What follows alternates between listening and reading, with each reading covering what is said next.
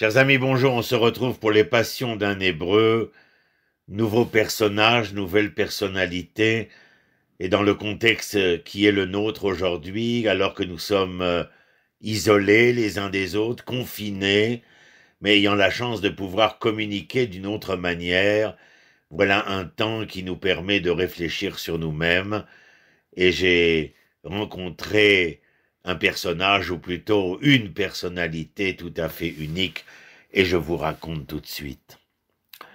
Le certificat de reconnaissance remis à Madame Shulamit Kishik-Cohen faisait allusion à la vie secrète qu'elle avait vécue. On l'inscrivit au tableau d'honneur d'Israël comme le soldat secret qui risqua sa vie et lui a tout donné dans une activité d'infiltration au nom de l'État d'Israël. Une déclaration en reconnaissance de ses exploits venue directement du bureau du président israélien, faisant référence à son travail pour sauver les Juifs dans les pays arabes. Ailleurs, elle fut nommée comme légende de l'héroïsme, mais l'un de ses petits-enfants l'a tout simplement appelée d'un nom mémorable, Mamie James Bond. Kishki-Cohen a espionné pour l'État d'Israël depuis sa création en 1948 jusqu'en 1961. Elle est décédée le 21 mai 2017 à l'âge de 100 ans. Un peu de son histoire. Elle est née en Argentine dans la famille Kishik en 1917. Le futur père de l'espionne était originaire de Damas et travaillait dans l'industrie textile. Dans les années 1920, la famille Kishik-Cohen quitta l'Amérique du Sud pour la terre d'Israël et surtout Jérusalem où Shulamit étudiera à la prestigieuse école Evelina de Rothschild. Son père partageait son temps entre Jérusalem et Buenos Aires pour ses affaires, mais la situation économique de sa famille s'est détériorée au fil du temps en raison d'une crise financière en Argentine à cette époque-là. Et puis, soudain, à l'approche de ses 17 ans, la vie de Shulamit va être complètement bouleversée. Que se passe-t-il? Sa mère emmène Shulamit, que l'on appelait dorénavant en Israël du surnom de Shula, chez une couturière pour lui confectionner une robe à partir de tissus coûteux. Tiens donc. La raison en était que des invités importants viendraient très bientôt du Liban, lui disait-on. En fait, il s'avéra que ses parents lui avaient trouvé un excellent parti, un riche mari originaire de Beyrouth ayant 2 fois son âge. J'ai pleuré toute la nuit, se souviendra-t-elle des années plus tard. Le marié, c'est Joseph Cohen. C'est un marchand juif aisé de Beyrouth à cette époque, au milieu des années 1930. Je vous rappelle qu'à cette époque, Beyrouth est surnommé le Paris du Moyen-Orient. Kishik-Cohen, forcé de quitter Jérusalem et d'emménager dans la capitale libanaise, écrit dans son livre La chanson de Shulamit, l'histoire de l'espionne sioniste, qu'elle avait l'impression d'être tombée du toit du monde. Que voulait-elle dire? Eh bien, tout simplement, elle faisait référence à Jérusalem, comme l'endroit le plus proche du paradis. Quitter Jérusalem était tombé bien bas de bien haut. Sa vie à Beyrouth ressemble très vite à quelque chose sorti tout droit d'un roman ou d'un de ces films à la Sissi. Sa maison était près d'une synagogue et près du clubhouse du mouvement de jeunesse sioniste Maccabi. Elle entendait très souvent la jeunesse juive locale tenter de chanter des chansons de la Palestine mandataire britannique qui se trouvait à quelques centaines de kilomètres au sud. Et un jour, elle décida de s'approcher des conseillers du mouvement de jeunesse et de leur proposer de les aider à enseigner les chants, les hymnes, en préparation des jours saints du calendrier juif. Elle apprit rapidement d'ailleurs que les activités éducatives et culturelles n'étaient qu'une couverture pour des efforts visant à mettre en place ou à mettre sur pied une force paramilitaire de défense juive. En raison de son importance dans la communauté juive locale, Shulamit réussit à créer de très bonnes relations avec les autorités libanaises et gagna la confiance de personnes clés dans la direction du pays. Sans jamais avoir prévu, en aucun cas, d'emprunter une telle voie, elle découvrit qu'elle avait accès à de précieux renseignements. Puis, juste avant le déclenchement de la guerre d'indépendance d'Israël en 1948, elle commença à entendre parler de la destruction des Juifs en terre d'Israël. Elle sut immédiatement que cela était lié aux préparatifs militaires de la guerre contre les Juifs de la Palestine mandataire. Mon cœur était au bord de l'effondrement, mon cœur battait à un rythme que je n'avais jamais connu, mon sang bouillonnait, mes mains, mes pieds tremblaient, et j'avais des vertiges, écrivit-elle. Ma vie est devenue floue, seules mes oreilles fonctionnaient encore, elles continuèrent d'entendre très clairement ces choses terribles, de plus en plus d'endroits seraient détruits et la vie des Juifs anéantie. Se souvient-elle? Ce qu'elle entendait l'obligeait bien sûr, d'après elle, à devoir agir.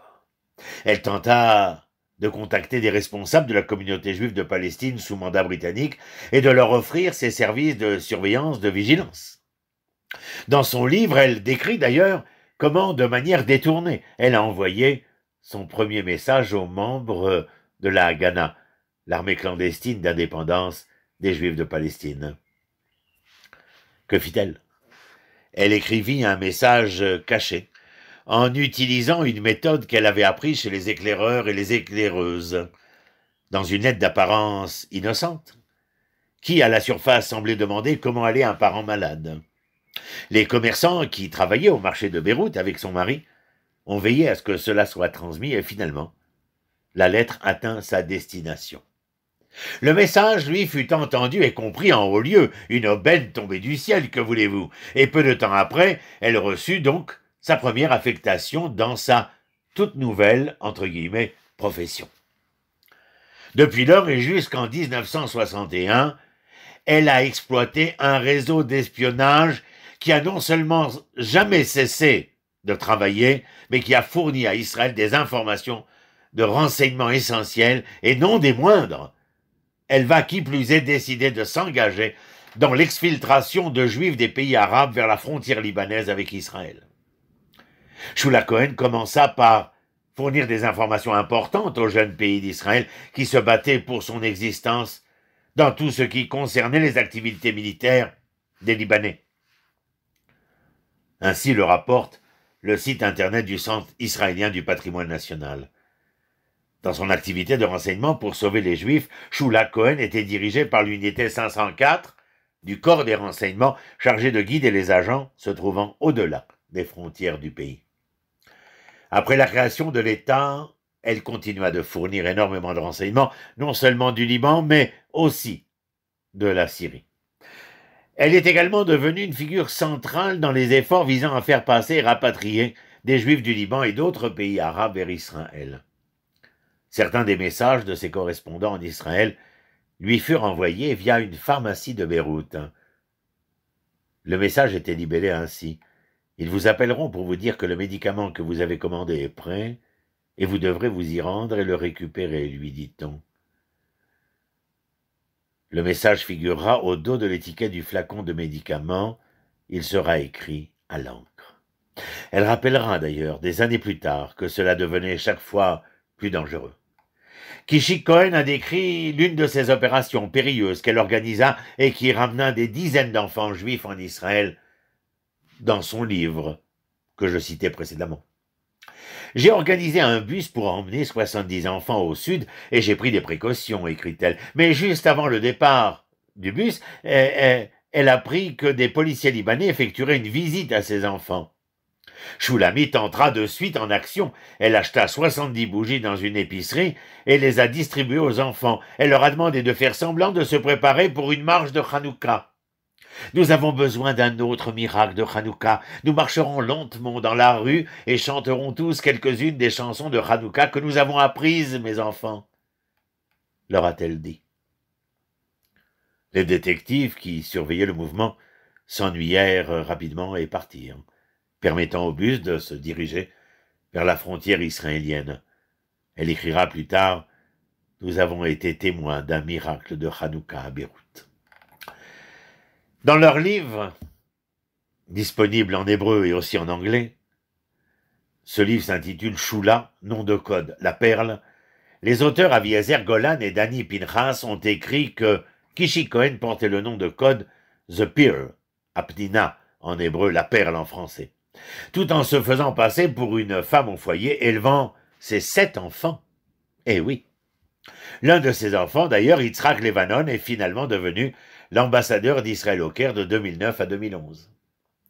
En 1961, cependant, Kishi Cohen sera finalement arrêté par les autorités libanaises après avoir été trahi.